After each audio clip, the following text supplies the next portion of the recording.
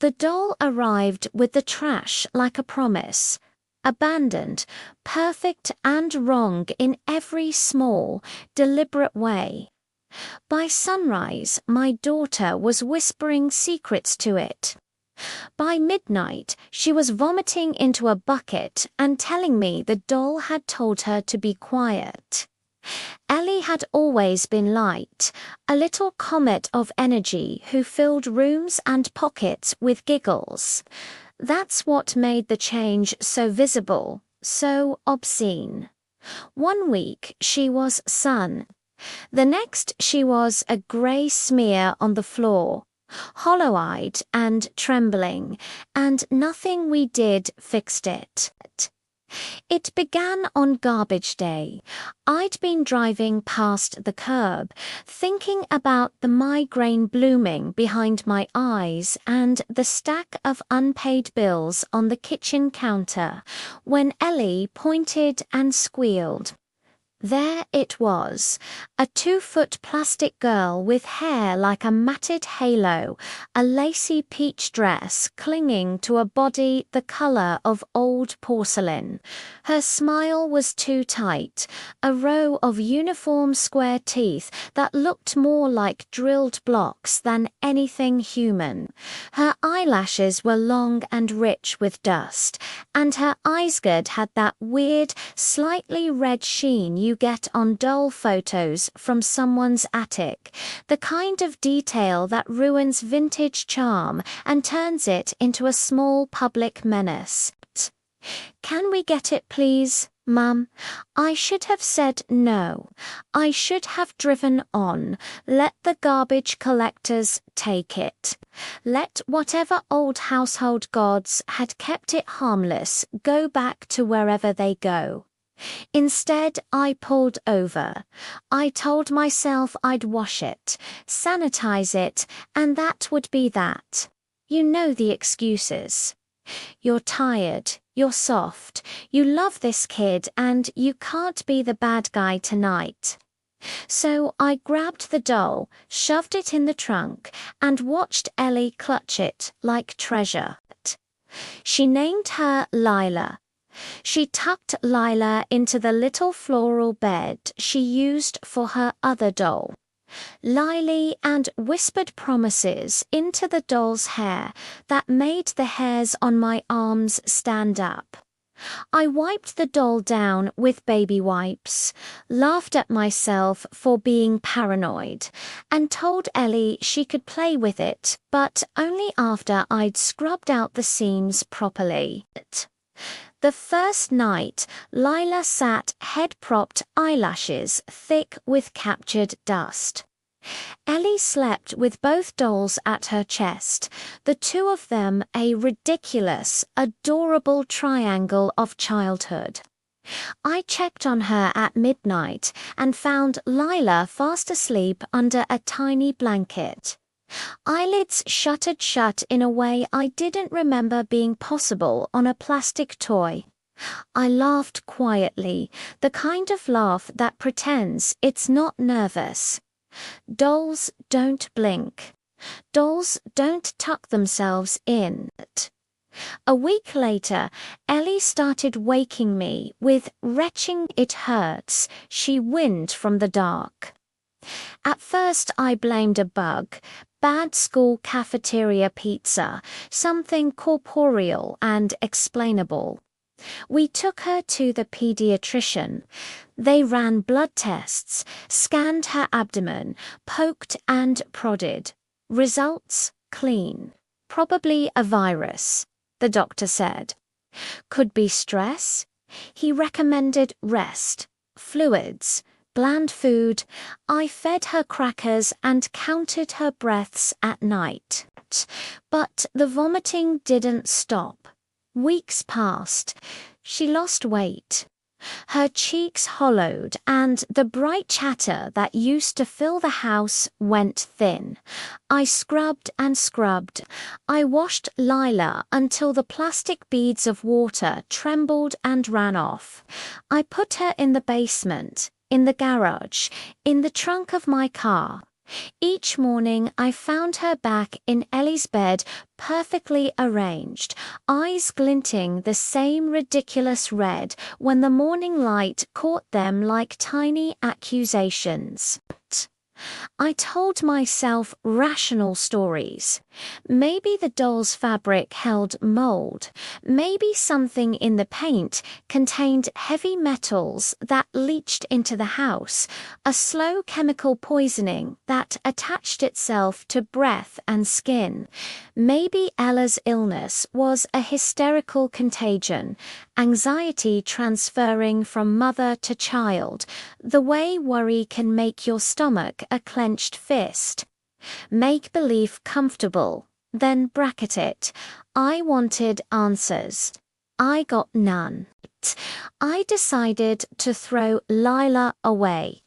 I remember the night vividly, wrapping her in 2 black trash bags, knotting the plastic until her shape was muffled and useless, weighted with finality.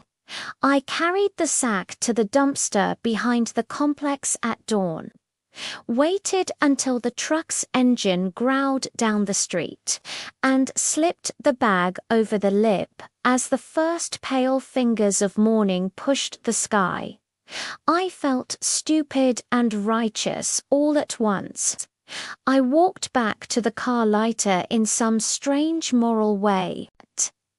That afternoon Ellie cried. I expected the tantrum, the missing door wail, the theatrics of a child deprived of a toy. She cried, yes, but not about the doll. She said her stomach felt like an ice cube lodged under her ribs. She refused food. When she slept, the tremors in her arms were small and wrong. She kept whispering to herself between sobs. Lilah told me to be quiet. Lilah got jealous. Jealousy dishes. Childhood mythology. But then, at 2 a.m., I woke to a sound like fingernails on glass. I stumbled down the hall, half asleep, and fully certain it was the house settling, and found the door to Ellie's room ajar. Inside, the room was a postcard of calm, except for the bed, a small silhouette huddled in the corner, the single lamp painting long fingers across the wallpaper. It was Ellie, crouched on the floor, eyes too wide, finger to her lips in a hush. Next to the bed, sitting with a posture that was almost comical for a doll, was Lily. Not Lilah, the one we'd had for years, but Lily, the old braided pigtail doll whose stitched smile I'd thought harmless. Her mouth was turned down in a tiny scowl. Her arms were outstretched like a small, earnest beggar. Her face, familiar in the daylight, had taken on the angry geometry of something that had been learned cruelty.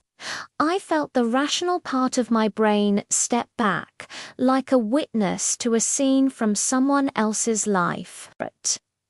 Ellie backed away from Lily into my arms and whispered, "She's jealous.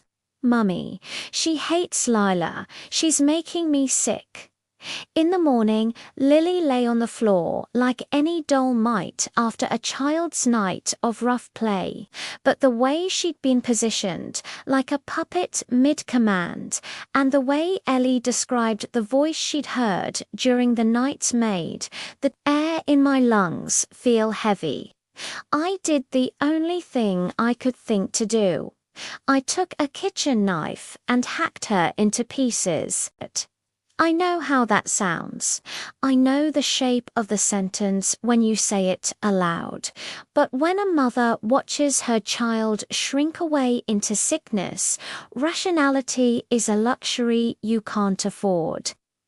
I wrapped Lily's pieces in separate bags and distributed them across dumpsters in 3 different neighborhoods, like some grotesque, protective ritual. If something in that toy was contagious in a way science couldn't map, I wanted the contagion dispersed. What followed felt like a miracle. In the days after Lily's destruction, Ellie recovered. Her color came back. The dizzying void at the center of her afternoons shrank. She laughed again at small injustices, chased our cat through the living room, ate cereal without retching. The doctors shrugged at the turnaround and called it convalescence. I called it a reprieve. But the reprieve carried its own weight. Guilt. My hands still trembled when I thought of how easy it had been for a child's toy to change the pattern of our lives. The way the doll had protested removal. The ease with which it returned to the bed as if it had legs and purpose. Those details sat like pebbles in my mouth. I stopped myself from opening the trunk, from riffling through the attic, from confirming that Lilah had truly been discarded. I chose not to know. Sometimes at night, Ellie would wake and whisper about Lilah, as if she was someone from an old village story. She had red eyes, Ellie would say into the dark. She wanted to be with me. She liked me more than Lily. Then she would drift off and hug the space between us like a human thing. I would stay awake, watching the tiny rise and fall of her chest, the new, healthy color of her cheeks like a small flag of victory. In the quiet, I promised myself things like never again, and I will be smarter next time. Promises sound solid in the dark. They unravel in daylight. A few weeks later, while I cleaned the kitchen and hummed a song that used to make Ellie dance, I found a single curl on the floor near the male slot. A tiny ring of yellowed hair matted with something dry and dark. It matched the hair that had once crowned Lilah's head. My stomach approached my knees. I checked the trash. I looked in the garage. I checked every place in the house a small doll might hide. Nothing. But the hair was there, a remnant, like a token. My heart beat in a steady, terrible rhythm. Denial, then fear, then the knowledge that monsters aren't always loud and larger than life. Sometimes they are small and stitched into the things children love. At night, when the house is quiet and the street lamplight paints cold rectangles on the floor, I hear the softest whisper of linen and plastic from the end of Ellie's bed. I tell myself it's the heater. I tell myself it's the pipes. I tell myself anything to keep the soft panic from cracking my voice when I kiss her forehead. I tuck blankets tighter around her ribs and whisper, "You're safe." You're safe until the words feel like promises rather than instants of despair. I never found Lilah again. Maybe I never wanted to. Perhaps some toys, once claimed by a child's hunger for story, anchor themselves to that child like a curse or a blessing, and no matter how far you throw them, they return in the small, untraceable ways that terrify parents the most. A curl, a whisper, a rumor of breath against your daughter's neck in the dark.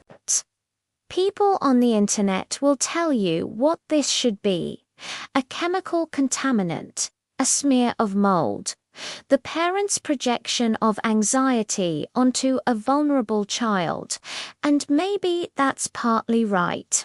Maybe the real explanation rests in a lab with bright lights and sterile vials. But rational explanations are tidy and don't always explain the shape of the relief that followed my knife, the exactness of the recovery, how a broken toy and a mother's primitive, horrified response might interact with whatever sits in the seam between superstition and the microscopic. If you ever see something perfectly wrong on a curb, a doll with a smile like teeth on a jail cell, you'll know my advice without me having to say it.